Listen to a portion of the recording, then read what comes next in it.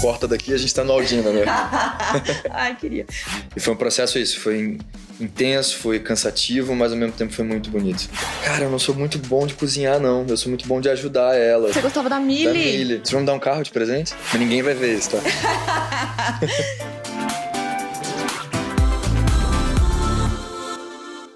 Na Palma da Mari, de volta em nova fase, em novo estúdio, com novos convidados. 2024, a gente começando com tudo. Se você não viu os episódios anteriores, corre no YouTube da CNN Pop, que tem tudo lá, mas se prepara porque tem muita novidade esse ano. E olha só, meu primeiro convidado aqui comigo, Gabriel Leone. Que prazer ter você aqui. Prazer o meu. Feliz Pra de estar aqui. estrear, hein? O Sim. programa. A gente tá bem feliz de te ter aqui. Eu também, que bom. Com muitos projetos, muita coisa legal pra contar pra gente, né? Um ano bom pra você, né? Sim, um ano com muitas estreias. Bom, a gente tem uma abertura um pouco diferente aqui na Palma da Mari, que é o seguinte.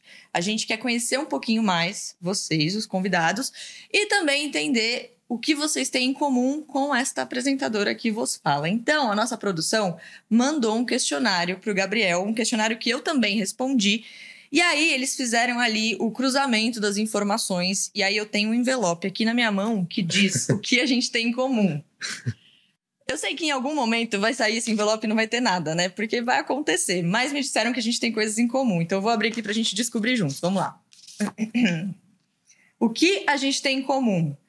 Você teve que responder bandas e artistas que não saem da sua playlist. Beatles. Tem como, né? Não tem como. E você tem muita música dentro de você. E Beatles te inspirou de alguma maneira, assim, ao longo da sua carreira? Sim, sim. A música na minha casa sempre foi muito presente, desde que eu me entendo por gente. E meu pai tinha aquelas duas coletâneas dos Beatles, a vermelha e a azul, que tem, tipo, o melhor deles. São as principais, né? Das duas fases, né, assim. E eu cresci escutando aqueles CDs ali até arranhar, enfim. E, Beatles, além de ser maravilhoso, sem Beatles não tinha nada que veio depois, que a gente ama também. Mas então é referência total, assim. Você já foi em algum show do Paul quando ele veio pra cá? Eu fui no último agora que teve em São Paulo. Tava filmando o Senna aqui. E aí consegui ir ao show. Foi a primeira vez que eu vi ele ao vivo e foi antológico. Incrível, né? Incrível, impressionante, assim. Ele, com a idade que ele tem, ainda tá fazendo, sei lá, quase 3 horas de show. Repertório incrível também. Foi muito emocionante. Ele é maravilhoso. Sitcoms que ama. The Office. Também não tem como, né? Tipo, eu acho que The Office é tipo Beatles das sitcoms, assim, Exato. né? Eu tô vendo até o teu iPad aqui, Friends, era uma das opções e eu fiquei tentado a dizer também. Ah, é? Eu adoro também, mas eu descobri The Office depois e pra mim foi, assim... E The Office tem uma coisa que tem muita gente que não gosta porque assiste a primeira temporada e abandona, mas eu vou te dar uma dica, continua porque é muito bom, mas é um tipo de humor diferente, né? Um humor, é uma sátira, é mais irônico, é um pouco mais, é um pouco menos leve, digamos assim. Sim, não, e feito numa época diferente também, então por mais que eles estejam se ironizando de alguma forma, né? Não sei, eu sempre me pergunto assistindo se hoje em dia um programa como esse passaria, sabe assim? Pelo menos a ideia, sabe? Porque incomoda, né, assistir. E aí o humor tá nessa questão do incômodo. Mas é exatamente o que você falou. Tem muita gente que começa e que não compra aquela ideia, não vê graça naquilo. Deixa a gente desconfortável. Às vezes tem alguns episódios que me deixam um pouco tensa, assim. Humor é algo que você gostaria de repente arriscar? Super. Eu cheguei a fazer algumas comédias quando eu comecei no teatro e sempre gostei muito. Então eu espero que um dia... Enfim, lógico, eu já fiz projetos que tinham humor envolvido de alguma forma, enfim, tinham momentos cômicos, assim. Mas eu adoraria fazer uma comédia um dia, assim. A sua carreira no teatro é bem impressionante, assim. É muito legal, porque você vem disso, né? Sim. Você acha que é mais difícil? Porque no teatro você tá com o público ali, com a reação naquele momento. É mais difícil fazer o público rir ou se emocionar? Eu acho que os dois. Porque são emoções extremas, assim, né? Pra você levar o público a se emocionar. E, enfim, rir não deixa de ser uma emoção, né? Não deixa de ser o público se expressando de alguma forma. Então, eu acho que tem... Enfim, é complexo da mesma forma, assim, né? E por isso que, enfim, dizem muito, inclusive, que os comediantes, né, ou quem faz, atores que fazem comédia brilhantemente, chegam no drama com a mesma naturalidade, assim, porque, enfim, você fazer rir é tão difícil quanto chorar. Qual é a sua comida favorita? Massa. Ele abriu um sorriso, gente. É assim, massa, ele tá felizão, assim. A gente tá gravando super cedo, assim. Você já enfrentaria um pratão agora de massa essas horas? Daqui a assim? pouco. Daqui a pouco. E é muito curioso quando a gente fala de alimentação pra ator, assim, porque me parece, me corrija se eu estiver errada, que grande parte da vida de vocês emprestam o corpo de vocês pra personagens. Então, como é isso, né? Às vezes você tem ali a sua rotina do Gabriel, pessoa física, que, sei lá, come uma massa, mas mantém alguma rotina saudável. Mas, eventualmente, você vai interpretar ali um personagem que precisa que você tenha uma alimentação, assim. Como é dividir pessoa física jurídica na alimentação nessas horas? Em geral, eu acabo ficando meio... a minha alimentação tem a ver com o personagem que eu tô fazendo, né? E, enfim, com a dieta, digamos assim, que aquele personagem pede por conta enfim, do meu corpo. Mas eu tenho... Minha família é italiana, então, de origem italiana. Então, eu tenho, desde novo também, paixão, loucura por massa. Mas é isso, tem que ficar controlando, assim, não dá pra comer loucamente, porque... Enfim, principalmente por conta do trabalho. Mas eu adoro. Já que você falou que a sua família é italiana, vamos falar então sobre Ferrari, né? Você foi para lá gravar Ferrari, né, em Modena, na Itália. Antes de falar sobre o filme, porque é muito legal, é um filme que já estreou fora aqui no Brasil, chega em fevereiro. Você aproveitou a gastronomia lá? A massa de lá é melhor que a daqui? Eu acho que a pizza de lá é pior que a nossa. A nossa pizza... Cara, sabe que eu tinha essa impressão também da pizza. Pela primeira vez que eu fui com a minha mãe e com o meu irmão, eu fui a Roma. E aí tanto a pizza quanto a massa, assim, porque a gente fez uma viagem bem turística. Então, tinha uma coisa também enfim, ter horário para as coisas. E aí você senta num restaurante X, assim, no meio do caminho e come o que tá ali. E eu não voltei tão encantado, assim, não tão impressionado com a massa. Acho que eu fui também com muita expectativa. Mas já retornei de outras vezes, assim, tanto a Roma quanto agora, né? Fiquei em Modena durante 4 meses, morando lá, filmando Ferrari. E fui, ao longo desse período, a outras cidades da Itália. E aí tive a possibilidade, a tranquilidade de quando você mora no lugar, enfim, de fazer as coisas com mais calma. E aí eu realmente voltei impressionado, tanto com a massa quanto com a pizza italiana. Sério? Sério, sério. Eu tinha também essa coisa, uma pizza da Itália, mas é isso, assim, comi pizzas na Itália maravilhosas, Sair incríveis. do roteiro turístico às vezes é importante, né? Pra você Com certeza. descobrir mais. É aí que você consegue conhecer de verdade um lugar. E em Modena por acaso, é realmente um dos pontos mais importantes da gastronomia italiana. Primeiro por conta do Francescana, que é um restaurante que durante anos foi o melhor restaurante do mundo, e é em Modena. Você foi? Não fui, uma fila de Deve ser. sei lá quantos meses. Mas eu comi depois em Florença num restaurante que era do mesmo chefe do Francescana, Massimo Bottura, o nome dele. Mas, para além disso, em Modena tem um restaurante chamado Aldina, que é a melhor massa que eu comi na minha vida. E é um restaurante, assim, como é um clássico, né? Um restaurante totalmente tradicional, assim. O único restaurante do meu período na Itália que não aceitava cartão, só aceitava dinheiro. Então você vê que ele é realmente... Raiz, né? Dois tipos de massa só, sabe? Sem muita opção. Mas, assim, a melhor massa que eu comi na minha vida, assim.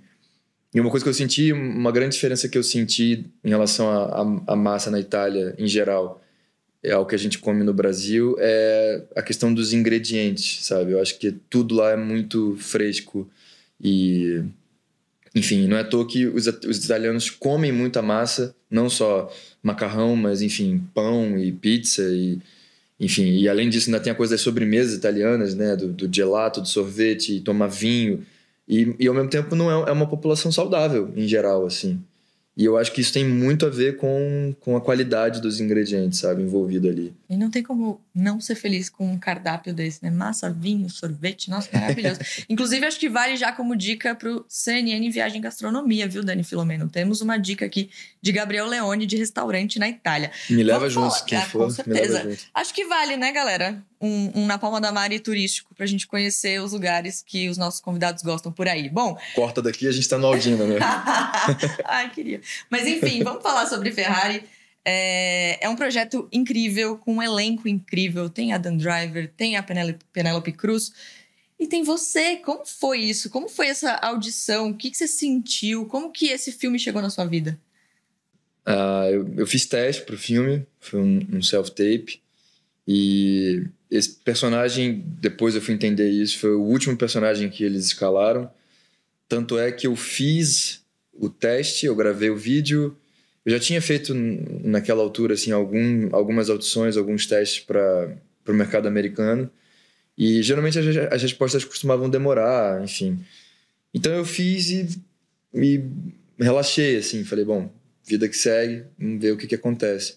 E aí 2 dias depois eu recebi a resposta que eu tinha sido aprovado e, sei lá, uma semana depois eu conheci o Michael Mann por vídeo e um mês depois eu já estava em moda, né?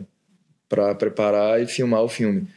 Porque foi o último personagem que eles elencaram. E então eles estavam na boca de começar. Tanto é quando eu conheci o Michael por vídeo, ele já estava na Itália. Há um tempo, inclusive, fazendo, enfim, pesquisa de locação, um monte de coisa, assim.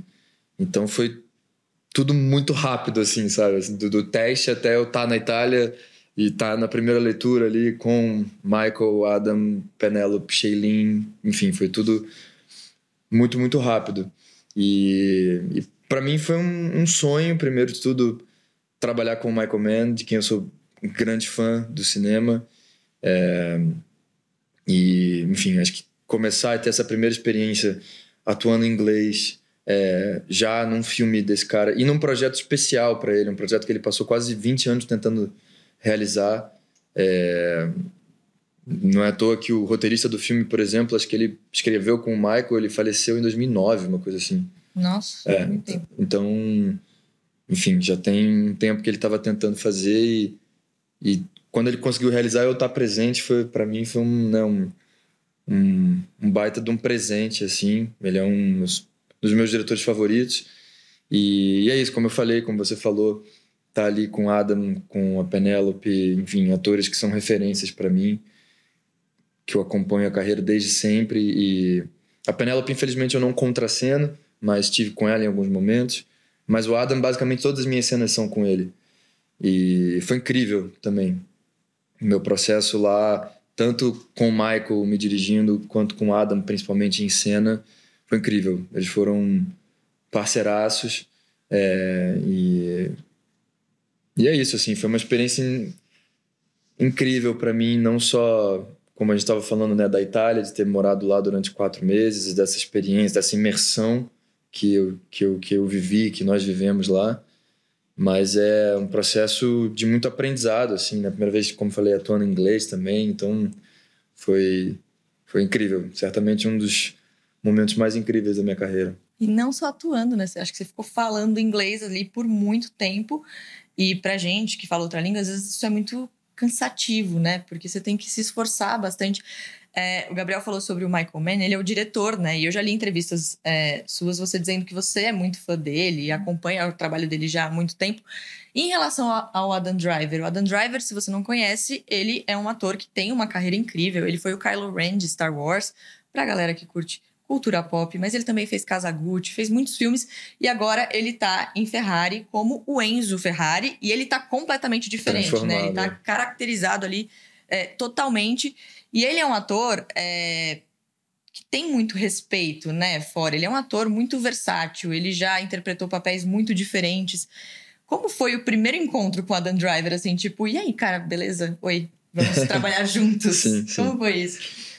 Tem uma coisa interessante nesse ponto que eu sou muito fã do trabalho dessa galera toda, né, que eu falei, né, Michael, Penélope, Adam, mas ao mesmo tempo, enfim, cheguei até lá e fui selecionado para fazer aquele personagem por conta do meu trabalho, então tem, lógico, que um lado de fã, de admirador, mas ao mesmo tempo estávamos ali todos por um motivo, né? Sim. Então, e como falei, assim, todos me receberam muito bem, desde o primeiro momento. E o Adam, né, falando especificamente, é uma grande referência para mim, enquanto ator, né? É um dos caras que eu mais admiro, assim, da geração dele ali. E, acima de tudo, além dele ser um ator brilhante, mas eu admiro muito as escolhas e a condução da carreira, sabe? Que ele fez e que ele faz. Acho que ele é um cara, nos únicos exemplos assim que eu vejo, que consegue navegar, como você falou, entre o Star Wars, fazendo uma franquia gigantesca e com um personagem incrível e com atuações brilhantes, mas ele também é o cara que, enfim, fez, sei lá, o Patterson do Jim Jarmusch, que é um dos filmes favoritos dele para mim. Enfim, e trabalha com Spike Lee e trabalha com Leo Carrá fazendo Annette, que é um musical francês com a Marion Cotillard. Enfim, então é um cara muito versátil, é um cara muito enfim, que vai para todos os lados assim dentro da carreira e eu admiro muito isso assim nele. E sem dúvidas esse personagem foi talvez a maior transformação que eu já vi dele, assim. Ele faz um cara pelo menos 20 anos mais velho e tem muito prosthetics, assim, sabe? Tipo, no pescoço e a peruca e tudo. Sotaque italiano, mais uma vez. E o Adam é um ator muito, enfim, concentrado, muito focado no trabalho. Então, ao longo do processo, a gente teve poucos momentos, assim, de conversar, mas sempre que teve, ele sempre foi muito bacana comigo. E agora a gente lançando o filme no Festival de Nova York, na Premiere de Los Angeles, ele estava bem mais tranquilo, mais relaxado. E aí, enfim, ele é uma figura também. É super engraçado. Super. Você jura? Juro. Aí você dificulta meu crush, gente. O homem já é bonito, já é talentoso. Você me diz que ele é engraçado. Ele é. Aí fica difícil para os fãs. Tem um humor peculiar, assim, mas, mas é engraçado. A gente se divertiu muito ao longo do processo de filmagem lá. Tanto, enfim, como eu falei, né, ele e o Michael, com quem eu mais convivia, assim, a gente se divertiu bastante. E faz diferença, né? Deixar o clima leve para trabalhar, isso interfere com certeza no resultado também. Vamos falar sobre seu personagem? Porque eu sei que rolou uma preparação, assim, bem curiosa. Até dança de salão você teve que fazer para criar esse personagem dentro de você. Como foi isso? Conta um pouquinho sobre ele. Eu quando, enfim, fiz o teste, fui aprovado, eu não tinha tanta relação, assim, a fundo com Fórmula 1. E o filme se passa em 1957, então ainda é uma Fórmula 1 e um automobilismo de uma época, né? Bem distante, assim, para mim, pra gente. E aí eu fui atrás, enfim, de começar a pesquisar e estudar a respeito do universo, a respeito especificamente dessa época e do meu personagem. Não tinha tanto registro do meu personagem. Ele era um marquês espanhol, era neto de um rei espanhol e era, assim, resumidamente, um playboy do tempo dele.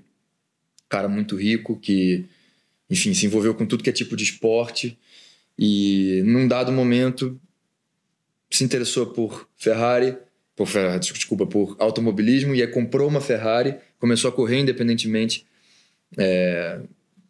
com a Ferrari dele e até começou a teve resultados expressivos e chamou a atenção do Ferrari e aí sim entrou para o time, que é exatamente o momento do filme, é o recorte do nosso filme.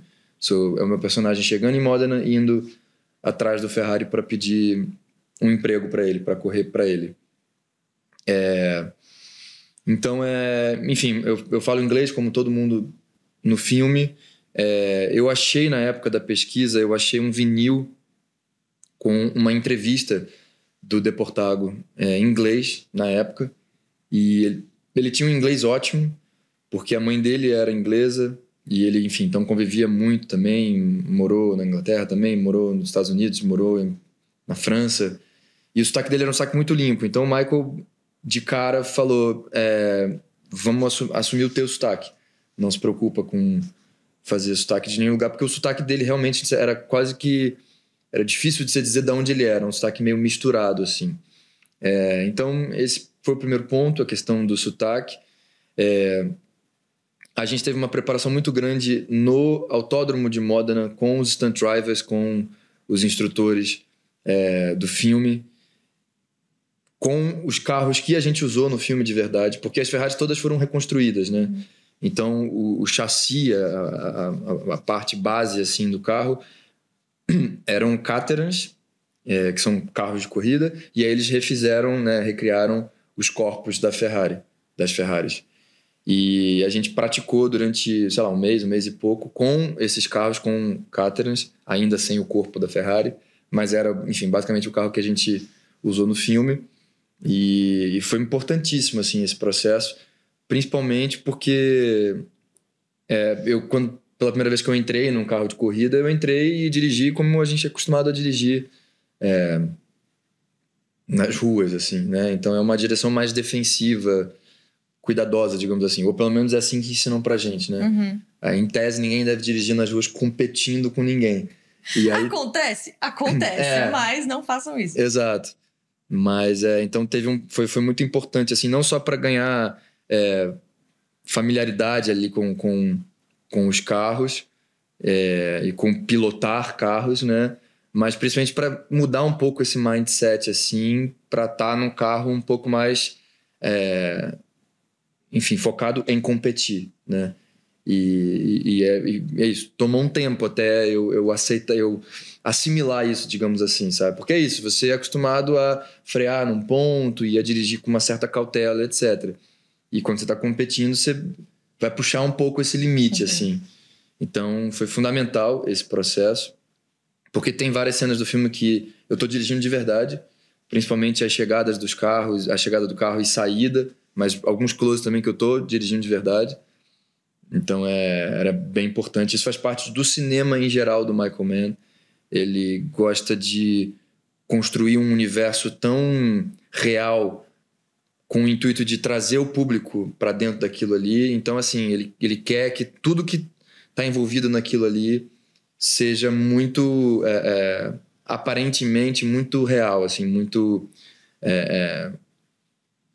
enfim, é isso, assim, que as pessoas acreditem naquilo ali. Então, por isso foi importantíssimo esse processo também. E aí o que você falou, isso foi uma sugestão do Michael, inclusive, na nossa pesquisa de trazer... Ele era um playboy, então tinha uma referência até no próprio roteiro ao Marlon Brando, nos primeiros filmes do Marlon Brando, James Dean, um pouco essa onda, o jeito que ele se vestia e tal.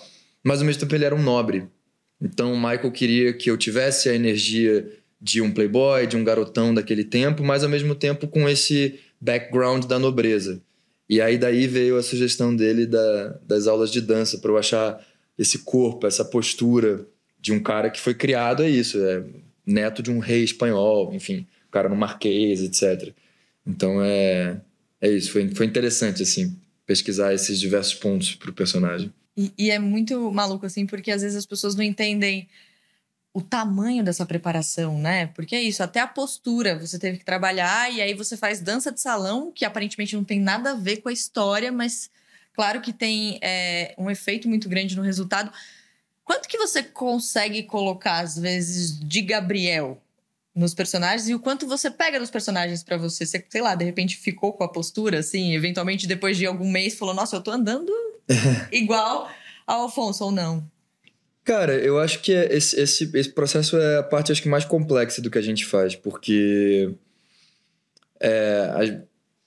todo e qualquer personagem ou cena que a gente faz buscando transmitir a maior verdade possível naquilo ali, né? Claro, para que as pessoas, quando assistam, acreditem naquilo. Por mais que aquilo seja ficção, por mais que aquilo ali... E conscientemente a gente sabe que, enfim, tem um microfone em você, e tem luz, e tem câmeras, e etc. E você repete várias vezes. Então, claro que tem, mesmo se entregando com verdade, mas também tem técnica envolvida. Então, por mais que você tente se distanciar e se afastar de alguma forma, mas tem alguma coisa daquilo ali, desde o processo de preparação, né, da pesquisa que você está fazendo, até depois... enquanto você está filmando de verdade, e como falei, e repetindo aquelas cenas e contando aquela história, tem algo que, quer queira, quer não, que vai ficar em você. Então, acho que tem esse ponto que faz parte do nosso processo. É isso, de buscar essa verdade. E aí eu acho, inclusive, fundamental que nós, atores, cuidemos de nós, da nossa cabeça e do nosso corpo, justamente para, enfim, lidar com isso, porque é algo que vai ficar. Tem coisas que vão ficar, que vão imprimir, né? E, enfim, e nem sempre vai ser um personagem, é isso, que é mais tranquilo e etc. Tem personagens mais pesados, mais dramáticos, enfim. Então tem esse ponto. Mas ao mesmo tempo tem o que você falou, assim, às vezes, enfim, o convívio com um personagem e a pesquisa que você faz te inspira de alguma forma ou traz alguma coisa nova como eu te falei, eu não era tão ligado à Fórmula 1. E aí logo, imagino que a gente vai falar isso em algum momento, mas logo de cara emendei o Ferrari e o Senna, enfim. Então eu comecei a viver Fórmula 1 e automobilismo, né, na minha vida. Então é isso, são coisas que trazem, que agregam. E tem o outro lado também. Claro que enfim, eu acho quase impossível de você, seja o personagem que você estiver fazendo, de você não colocar um pouco de você, entendeu? Porque por mais distante que o personagem seja, mas a verdade é que a gente está usando o nosso corpo e os nossos sentimentos e a nossa experiência de vida, enfim, um monte de coisa. Naquele momento que você está filmando, você é o canal, né, daquilo que está acontecendo. Então, por mais que exista uma composição, como a gente está falando, existe uma pesquisa, existam coisas diferentes, sotaques e figurino, e, enfim, maquiagem, e o jeito do personagem, energia e um monte de coisa, mas isso tudo passa por dentro de você. Então, acho que em algum momento a gente acaba oferecendo alguma coisa para os personagens também. Então, acho que é um processo meio mútuo, sabe? A gente vai falar, claro, sobre cena, porque o Gabriel tá, obviamente, nessa série, ele já falou, mas você acabou de bugar minha cabeça e eu quero entrar nesse assunto, porque a gente que não trabalha com isso, que não é ator, não é atriz, a gente não imagina o quanto esse limite de quem é você, quem é o personagem, às vezes pode ficar um pouco confuso. E aí eu lembrei, eu não sei se você já assistiu, tem um documentário do Jim Carrey, que ele mostra o processo dele para viver o Andy Kaufman, que é um comediante, tá? Um documentário de 2017. Como chama? Eu e Andy, é isso? Não é? Jim e Andy. Jim e Andy, isso. Quando eu assisti esse documentário, eu também tive essa coisa muito... Porque é impressionante, ele praticamente vira o Andy Kaufman, assim, até quando a câmera tá desligada. E aí você falou sobre isso, né? Já trabalhar dentro de você quem é o Gabriel no meio disso tudo, no meio de tantos personagens completamente diferentes. Ator e atriz tem que fazer terapia, né? Não tem como. Eu acho que todo mundo tem que fazer. Depende se é ator e atriz. Boa. Mas assim... Mas a gente ainda tem essa coisa da identidade é uma coisa que deve mexer muito com vocês, assim, né? Sim. Assim, no caso, por exemplo, do Jim Carrey ali, ele tem um processo de método, né? Ali, que se chama de atores de método, que é quando você vive o personagem durante o período inteiro, né, que você está fazendo ali, enfim, que você está filmando, que você está vivendo aquele personagem. É isso, é um método que diz, né, que quanto mais tempo você passar com o personagem, mais isso, verdadeiro e mais crível aquilo vai ser, porque de alguma forma você caminha para virar um pouco ele, né? Você passa a viver como ele. E, enfim, e depois de um tempo aquilo tudo começa a ser mais orgânico do que você, enfim, criar, preparar, construir um personagem e entrar em cena, mesmo que você, enfim, estimule aquele personagem um pouco antes, mas você faz a cena e em algum momento você volta para casa e volta para você e volta para tua vida, né? Eu acho que é um processo muito individual, muito de cada um. É um processo perigoso na medida em que você pode se machucar muito com isso, né? Principalmente se você não tiver, enfim, um estofo. Inclusive o Jim Carrey, enfim, tem questões com isso ali. É um documentário muito verdadeiro, assim, né? Até as pessoas em volta ali falando sobre como isso impactou não só ele, mas todo mundo do set. Claro. Então... E por isso que eu tô falando que eu acho que é um processo muito individual, porque ao mesmo tempo eu acho que tem atores brilhantes, atuações brilhantes que não foram feitas dessa maneira. Então eu acho que é muito de cada um, assim, né? Mas eu acho, ao longo do tempo, assim, da minha carreira, eu fui percebendo o quanto é importante separar, ou pelo menos tentar ao máximo, a vida pessoal do trabalho, sabe, assim? Porque é isso, senão você... enfim, passa a viver aquilo ali e para aquilo ali o tempo todo e começa a misturar as coisas e aquilo começa a afetar não só você pessoalmente, mas as tuas relações também. Então, eu acho, é isso, é importante ter, enfim, um processo individual de separação, máximo que der, e ao mesmo tempo um acompanhamento, foi o que você falou. Enfim, terapia eu acho que é fundamental para, acima de tudo, organizar as ideias. E, enfim, o que não quer dizer é isso, que enfim, meu processo é super intenso também. Eu também tenho sempre um mergulho, uma imersão muito grande nos meus personagens. E tenho meus métodos, digamos assim, enfim, individuais, sabe, coisas que eu gosto de fazer. E como te disse, mesmo que eu não quisesse, a coisa me afeta, a coisa mexe comigo, enfim, por conta da energia do personagem que eu estou fazendo, por conta do tempo que eu estou fazendo aquele personagem. Mas é justamente por isso, sabendo disso, que eu acho importante cuidar, isso, de mim, da minha vida pessoal, das minhas relações, sabe? Porque é isso, não tem como não afetar. Com certeza. Teve algum personagem que te afetou mais? Cara, eu acho que, pensando assim, recentemente, um foi o Dom, porque, enfim, é isso, é uma energia muito pesada, uma carga muito pesada envolvida ali, né, e nas situações que eu vivo. E foi a primeira vez que eu tive a experiência de voltar a fazer um personagem. A gente filmou 3 temporadas, inclusive a terceira e última vai ser lançada agora nesse primeiro semestre. E então também, acima de tudo, ainda teve esse processo de viver aquilo intensamente, ter uma pausa e depois retomar aquilo, continuar contando aquela história, retomar aquele personagem, né? Foi a primeira vez que eu fiz isso. E é isso, foi bem intenso. Ainda por cima, eu terminei de filmar a primeira temporada 2 dias antes do lockdown. Então, eu vivi aquilo tudo e aquela intensidade do personagem e tudo, e aí fiquei trancado em casa, lógico, como todo mundo, mas enfim. Foi de um extremo pro outro, assim. Exatamente. Então, acho que o Dom nesse sentido e o Senna, de alguma forma, também.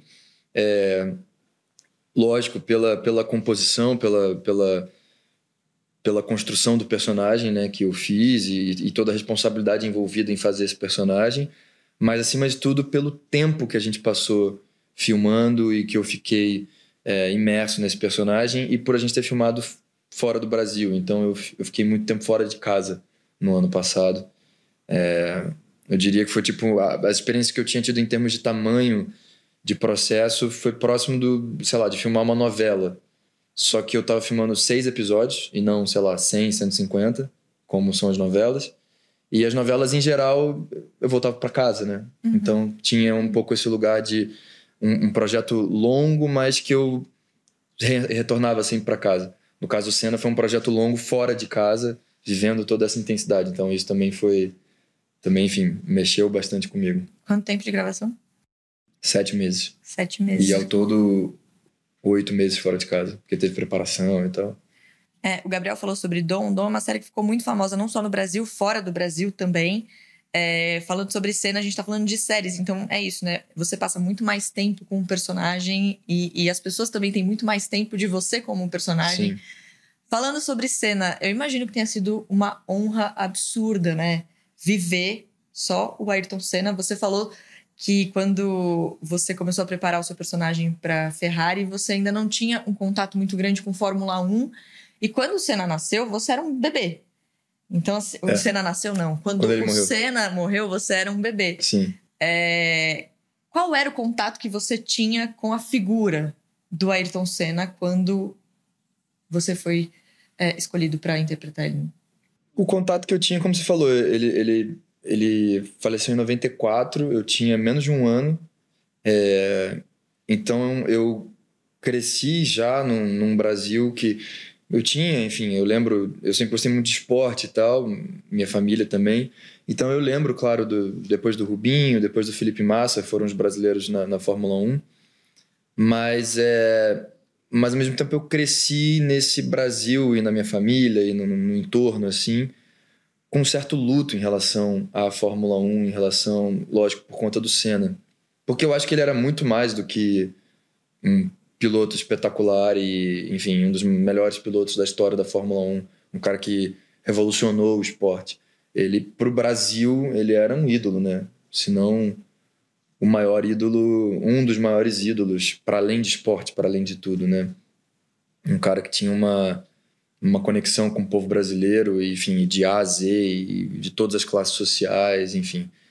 Então, de alguma forma, eu acho que você ser brasileiro, você nascer brasileiro, você já nasce um pouco com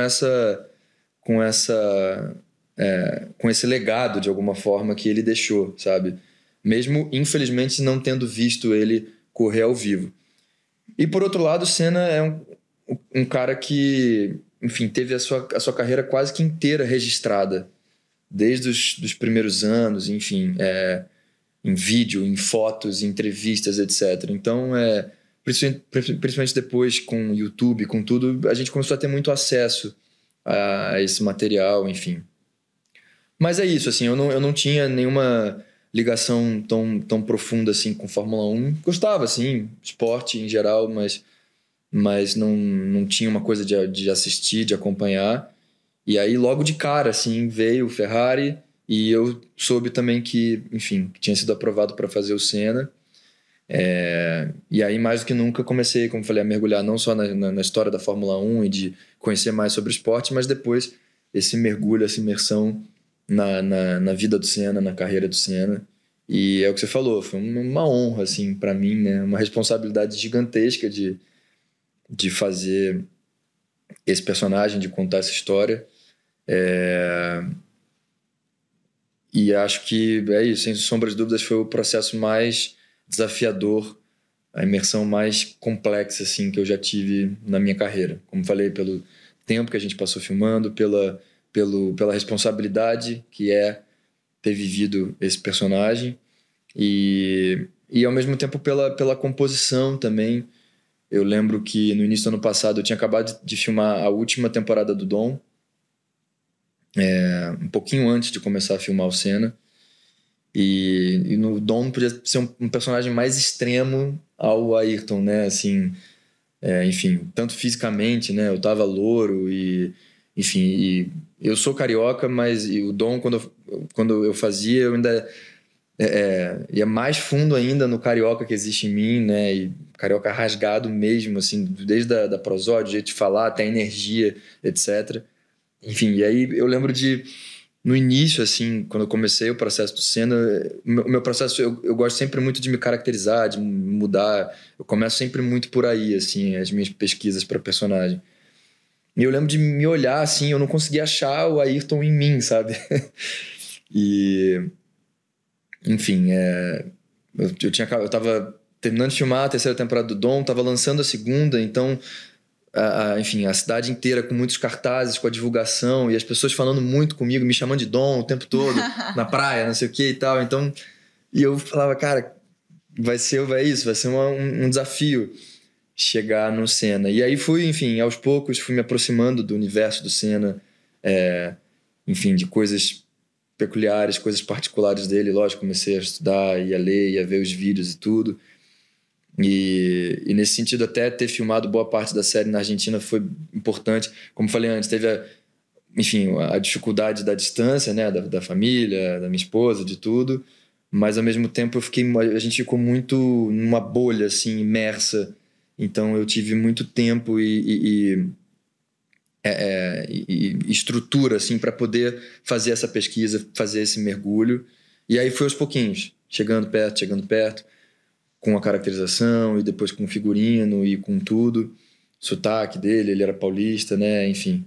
E aí eu lembro que assim, alguns dias antes de começar a filmar, a gente abriu câmera, foi fazer uns testes de câmera e eu vi um frame depois assim e falei, acho que chegamos, tá aqui, né? acho que chegamos num ponto bom assim. Principalmente porque, óbvio, nós não queríamos de maneira nenhuma fazer uma caricatura ou imitar ele ou em nada disso. Então, eu estava buscando o Ayrton em mim, sabe? Mas que ao mesmo tempo, óbvio, enfim, representasse ele e tivesse uma conexão imediata com quem estivesse assistindo ali e tal. E é isso, acho que e aí depois que a gente começou a filmar, enfim, e o tempo, como te falei, que eu fiquei filmando, foi uma imersão total, assim. Acho que, como te falei, mexeu muito comigo, não tinha como não mexer. A vida dele foi uma vida curta, mas ao mesmo tempo muito intensa. Ele era muito intenso, era muito emotivo. Então, enfim, viver todas aquelas situações que ele viveu, as entrevistas dele, enfim, a forma dele de pensar, a energia dele de alguma forma, mexeu muito, muito comigo, assim. E foi um processo isso, foi intenso, foi cansativo, mas ao mesmo tempo foi muito bonito, muito mesmo. É uma linha muito tênue entre respeitar o personagem, respeitar a história da pessoa, né? O que você falou, não ficar caricato. Então, achar esse meio do caminho. A gente tá falando do Senna, eu tenho certeza, todo mundo aqui do nosso time. Talvez a Isa não, porque a Isa é muito novinha. Eu só conheci o Seninha. Ah! Ela só conheceu o Seninha na nossa cara. Mas, assim, todo mundo tem algum tipo de memória afetiva, né? Em relação ao Senna. Eu tinha 5 anos quando ele morreu. Mas meu pai, assim, era apaixonado. E é muito maluco, porque às vezes a gente não lembra de coisas da infância, mas lembra, Momentos por marcantes. exemplo, momentos marcantes. Eu lembro de, sei lá, o Senna correndo, em qual pista, não faço a menor ideia, mas na minha cabeça tem essa memória afetiva. Você deu uma entrevista também dizendo que você chegou a sentir a energia do Senna nesse processo. E eu achei muito interessante isso. Como foi isso? Você é mais espiritualizado? Como que você sente essas coisas? O que você sentiu em relação ao Senna? Cara, então, na verdade, essa entrevista, quando eu falei, a pergunta que me fizeram foi meio nesse sentido, assim, enfim, se eu tinha sentido ou me conectado de alguma forma com ele e tal. E o que eu disse, o que eu falei é que é isso, foi um processo de imersão tão grande. E é isso, não só de me aproximar, como falei, enfim, do universo dele, das questões dele ali, mas principalmente depois que a gente começou a filmar e eu comecei a viver aquelas situações, o que eu falei e foi o que aconteceu, é isso, assim, por mais que, como disse antes, eu tente ao máximo, né, me cuidar e separar as coisas, minha vida, enfim, e do trabalho ali e tal, mas a vida dele foi tão, enfim, tem momentos tão épicos e situações tão intensas e tal, que viver aquilo ali, mesmo que de forma fictícia no set, mas viver aquilo ali, me entregar para aquilo ali, me abrir para aquilo ali, assim, não tem como não ter uma troca de energia no sentido das situações, entendeu? Assim, enfim, o que eu quis dizer não era uma coisa assim, uma conexão direta com ele, no sentido, mas uma conexão direta com a história dele. Sim. Sabe? Com viver aquelas situações que ele viveu, com a gente recontar aquilo, sabe? Contando tanto coisas que as pessoas já assistiram na televisão, quanto situações que as pessoas não viram, sabe? Assim, dele na intimidade, da vida pessoal dele e tal. Então, enfim, essa construção, essa proximidade com ele através da história dele, isso aconteceu, intensamente durante todos os meses de filmagem, né? E como falei, até fisicamente, assim, depois de um tempo, enfim, eu comecei a me aproximar realmente dele. Então, é isso, assim, eu acho que é um processo que, como disse, assim, essa troca, tudo que eu dei, tudo que eu recebi é muito intenso, né? Então, e ainda por cima, falando da vida de um cara como ele, não tinha como não, enfim, não existir essa troca. Muito ansiosa para assistir. Você tá ansioso para as pessoas reagirem? Eu tô ansioso para assistir também. Você não viu ainda? Não, Nada. a gente tá num processo de pós-produção agora, de montagem, de Nem um edição. spoilerzinho, você viu assim, uma ceninha, Vi uma coisinha ou outra, assim, e tô muito feliz. Eu acho que a série vai ser incrível, realmente. Acho que tanto para as pessoas, como você estava falando do seu pai, meu pai, enfim, pessoas que eram fanáticas por ele e acompanhavam, enfim. Então acho que vai ter uma nostalgia, vai ser interessante para, como falei, né, de ver, de conhecer lados da história que as pessoas não conheciam, né? E ao mesmo tempo eu acho que vai ser interessante a história dele entrar no streaming para pegar ali uma faixa etária, pegar uma galera, é isso, que não teve contato com ele, que não conhece a história dele, que não viu ele correr. Então eu acho que a série vai englobar assim públicos dos mais diversos. E acredito que não só no Brasil, porque o Ayrton, eu acho que para além de um ídolo brasileiro, mas ele tinha um alcance e tem, né, porque o legado dele seguiu e segue, internacional, mundialmente falando, sabe? Você pensar o Ayrton no Japão, por exemplo, ele é considerado lá um deus, né? Ele foi bicampeão no Japão. A relação dele com a própria Itália, enfim, eu quando passei o tempo lá filmando Ferrari, já sabia que ia fazer o Senna. Você fala do Senna lá, as pessoas são loucas por ele. Até hoje ele é o rei de Mônaco.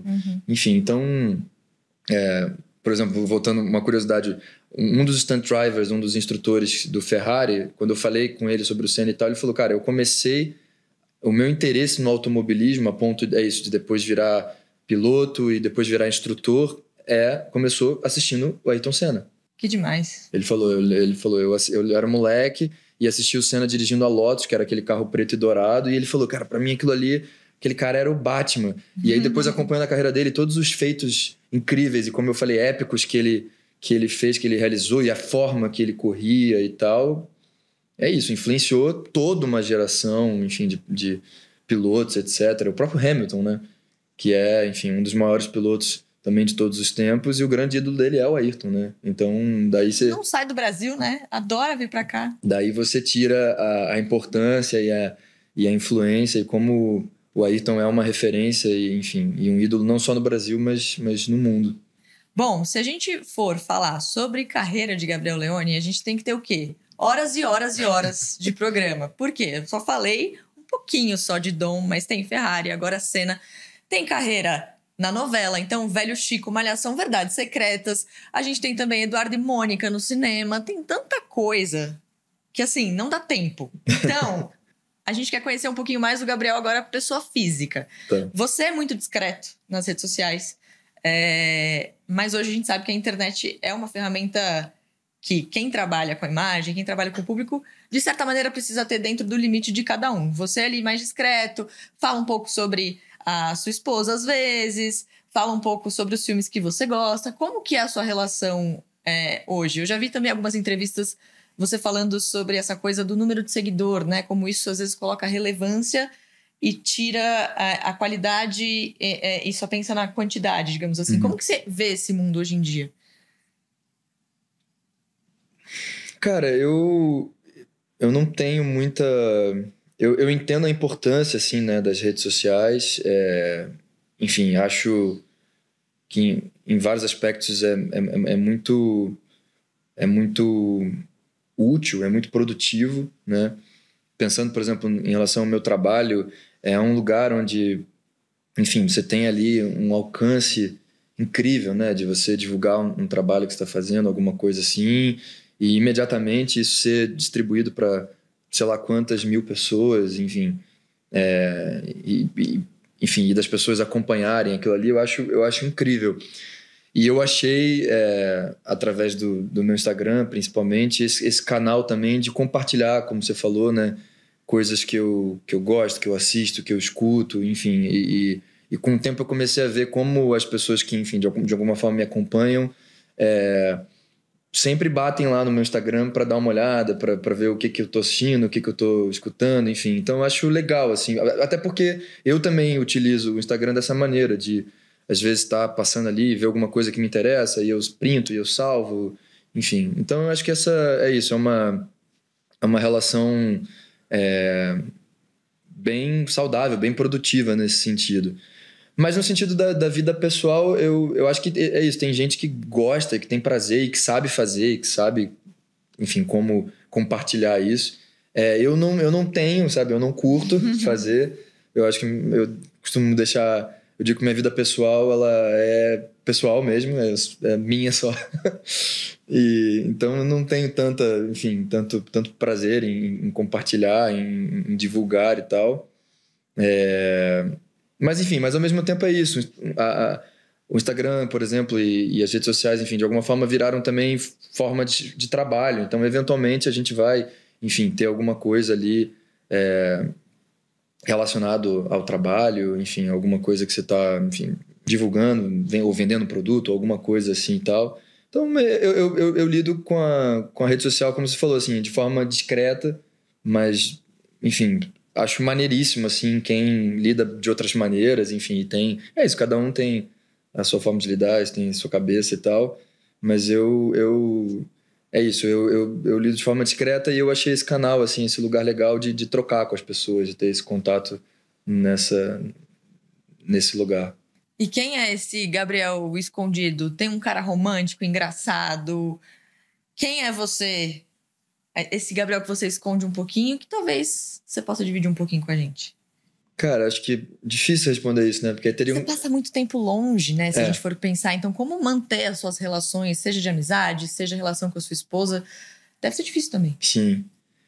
Acho que quem sou eu seria alguém, sei lá, a Carla, de repente, responderia melhor isso. Ou Carla está convidada. Pessoas próximas a mim.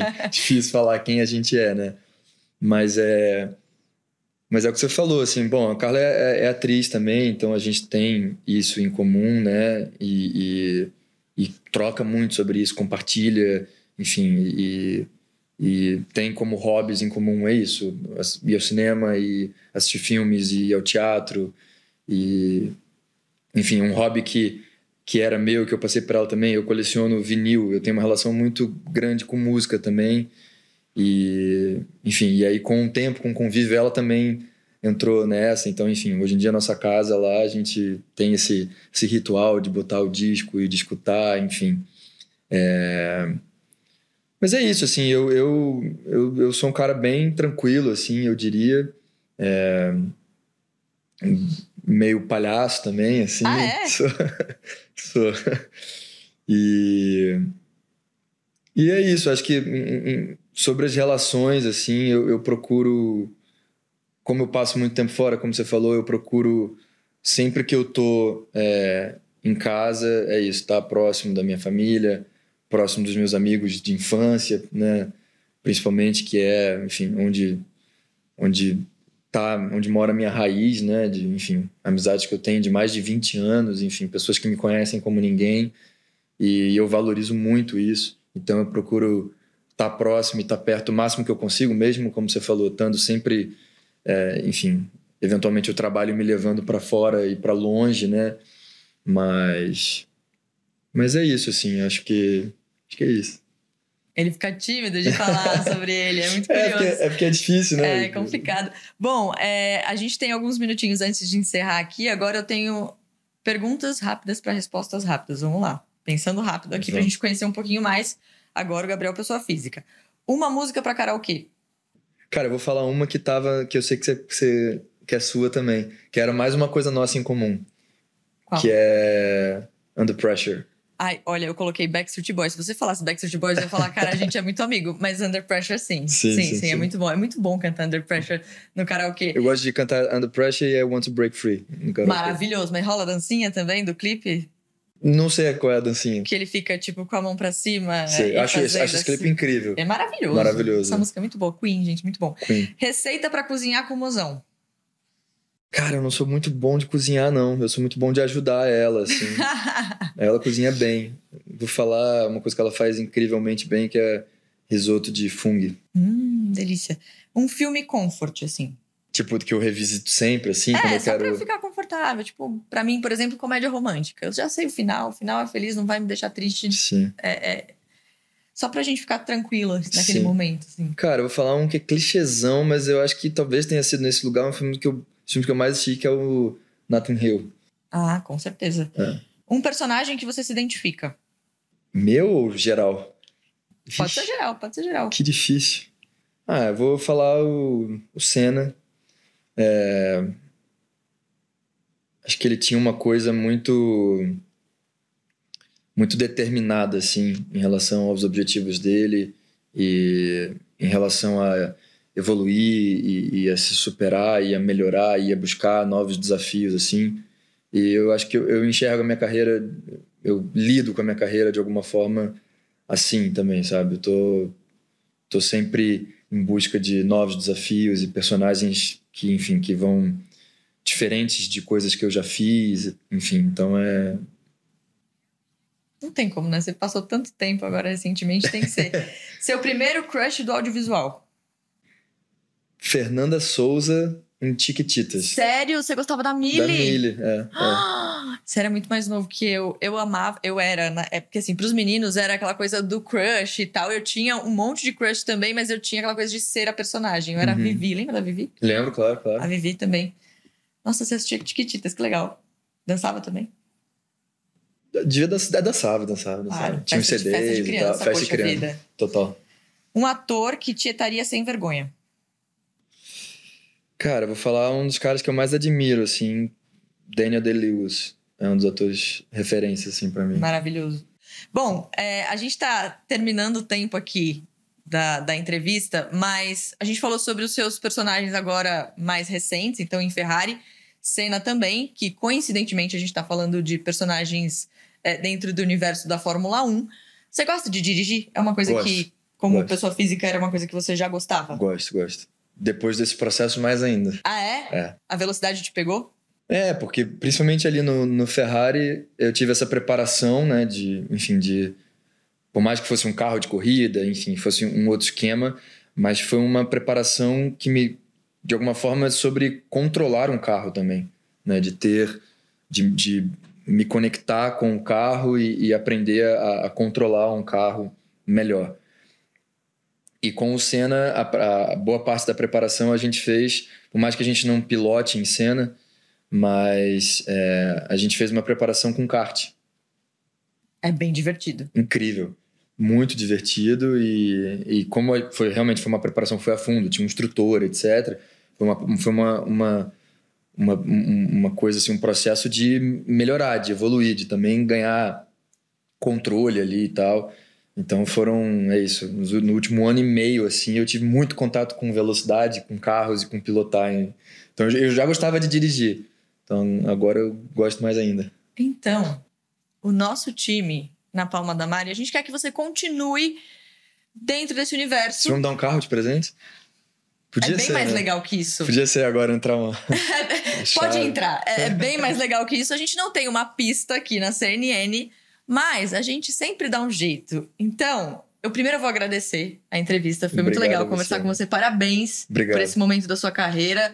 Que seja incrível. Descansa um pouco também, que eu acho que você merece. Tô descansando, tô de férias agora. Tá bom, acho que você merece. Tô descansando. Mas a gente tem um desafio pra você pra encerrar aqui. E depois vocês vão assistir a tudo isso também nas redes sociais da CNN Pop. Aqui é a entrevista e lá vocês continuam acompanhando. Que a gente vai jogar um contra outro Mario Kart. A cara dele! Gosta? Que bom. Você é dessa época, vai? Sou, claro. Nintendo 64, você pegou essa época? Cara, você sabe que... Eu peguei, lógico, claro. Mas eu nunca tive videogame. Eu nunca fui do videogame. Eu gostava de jogar no computador.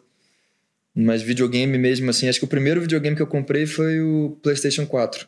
Então acho que eu tenho grandes chances de ganhar. Você vai me dar uma surra. Porque eu cresci jogando videogame. Vai me dar uma surra, com certeza. Mas é o novo Mario Kart. Então pra uma galera mais jovem, eu já tô mais velha, já tá mais difícil pra mim. Mas a gente tem esse desafio, então. Lembrando que todos os episódios Na Palma da Mari você confere no YouTube, CNN Pop... E claro, também nas nossas redes sociais, é só acompanhar lá. Agora dá licença que eu preciso ganhar do Gabriel no Mario Kart. Mas ninguém vai ver isso, tá?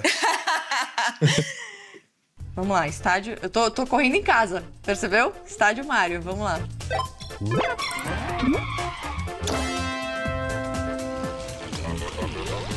Eu tô sem óculos, hein? Se eu perder...